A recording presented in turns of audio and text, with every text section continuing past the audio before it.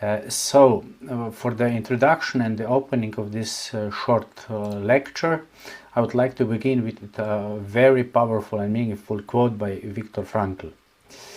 What is man then? Man is the being who always decides what he is.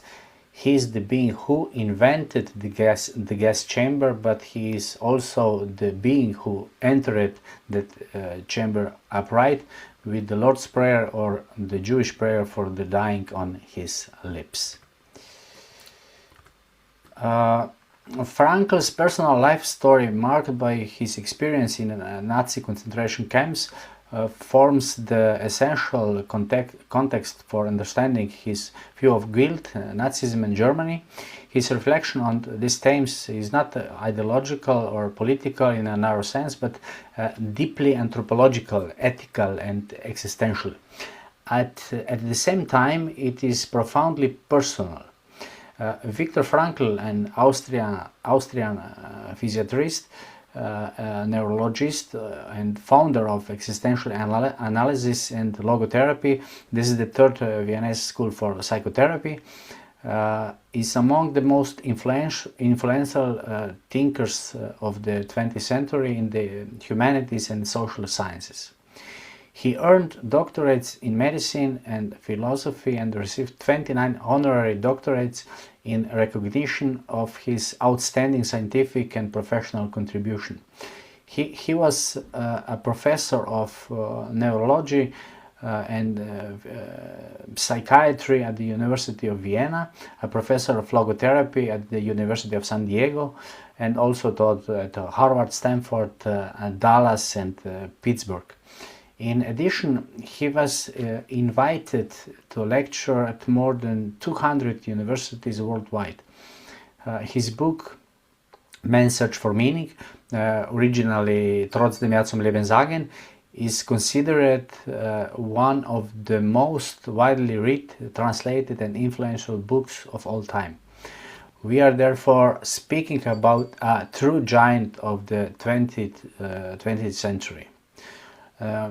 Throughout his life, Frankl encountered many important thinkers such as Martin Heidegger, Ludwig Biesiwanger, Karl Jaspers and Gabriel Marcel and so on. He especially valued scholarly exchange and conversations with Heidegger, while also being aware of Heidegger's relationship to Nazism. As we know, in 1933, Heidegger became a member of the National Socialist German Workers' Party, was appointed rector of the University of Freiburg, and in his famous rectoral address expressed support for the new regime and the idea of the spiritual renewal of Germany. Frankl was also received in audience by Pope Paul VI. The French edition of Trotzdem hat das Leben einen Sinn includes a preface written by the philosopher, very famous Gabriel Marcel. After meeting Frankl in Basel, Karl Jaspers reportedly said,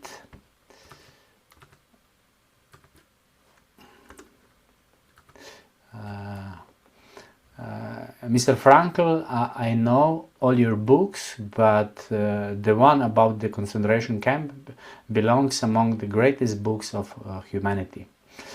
Already as a high school student, at about 16 years of age, Frankl began corresponding with Sigmund Freud.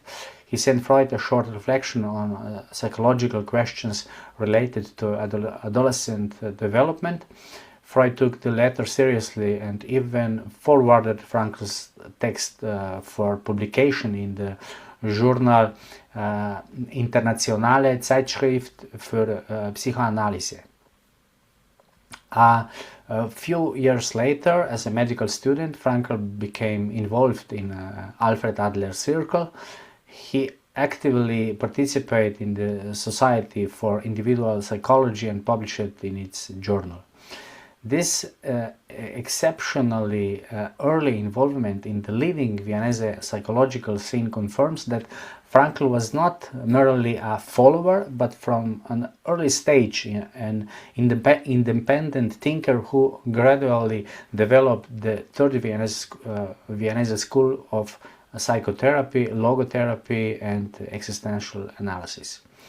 In any discourse with Frankl, we must keep in mind his personal experience of the horrors of the Second World War and the concentration camps.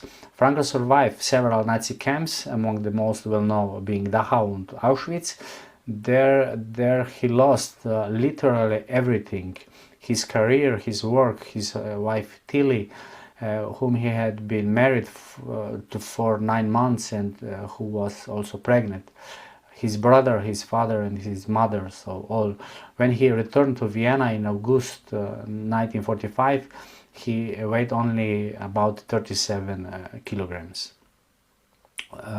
Whenever I think about or speak about this tragic experience, one question always arises. Did Frankl have reasons to fall into alcoholism or other addictions, to fall into depression and despair, to commit suicide, or to cultivate lifelong hatred toward Germany, the Nazis and the German people? From a purely psychological perspective, we must say that he certainly had all these reasons. Yet Frankl adopted a completely different stance toward what happened to him.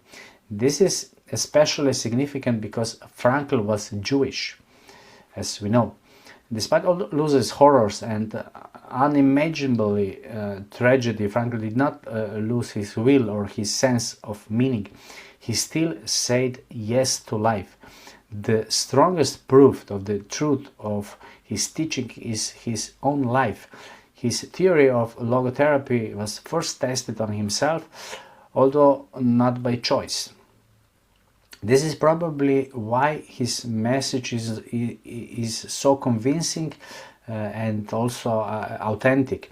His path mattered through suffering.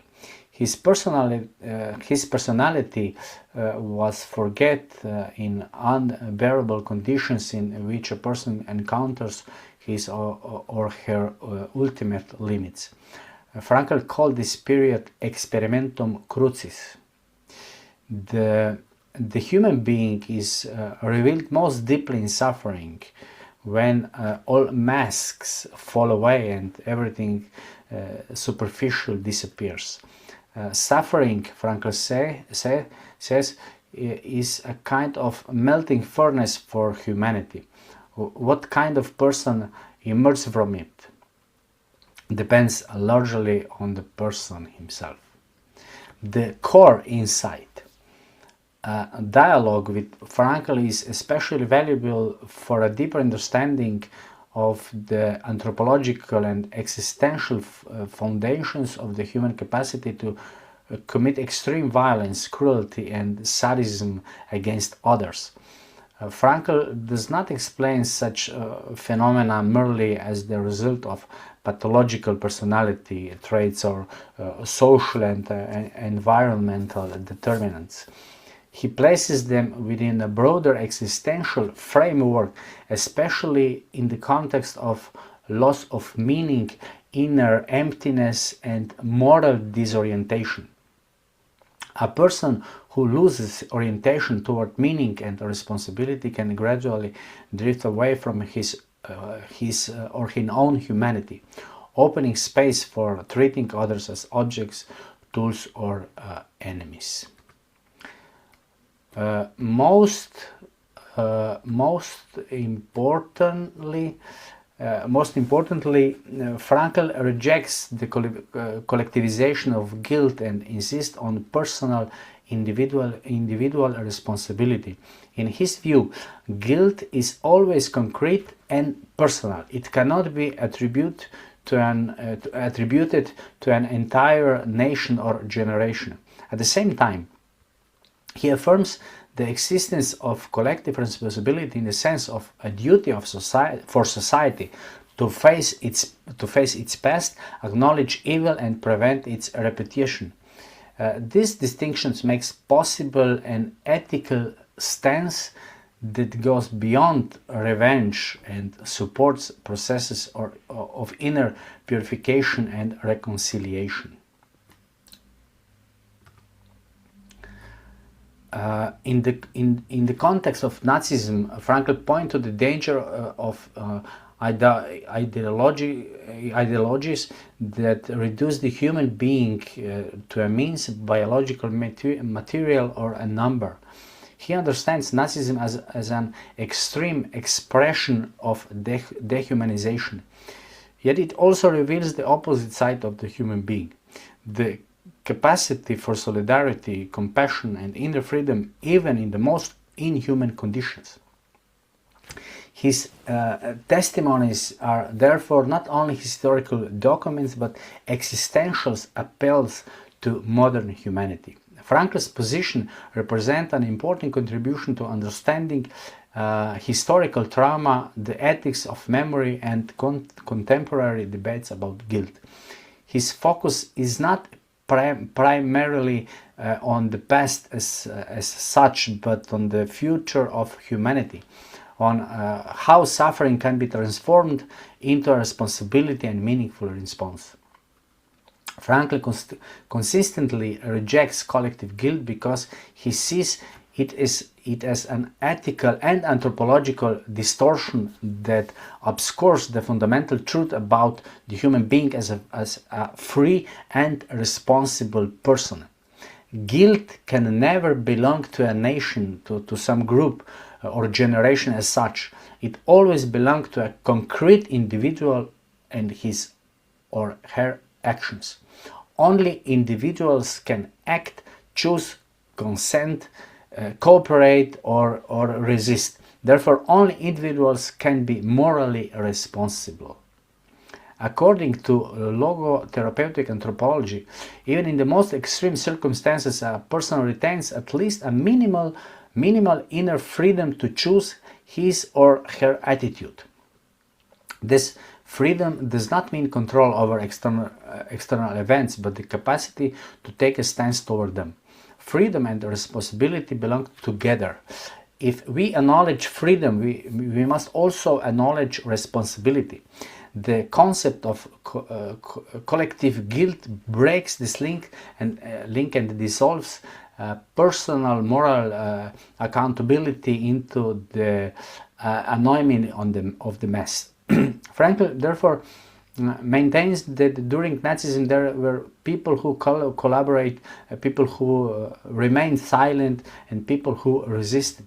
Between these groups there were essential moral differences that cannot be erased by a single level of collective guilt.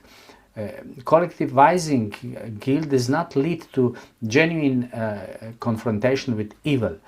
Rather, it creates a new injustice by punishing also those who acted with integrity or even risked their lives to help others. At the same time, it weakens the moral awareness of actual perpetrators because their responsibility becomes diluted within a vague group identity.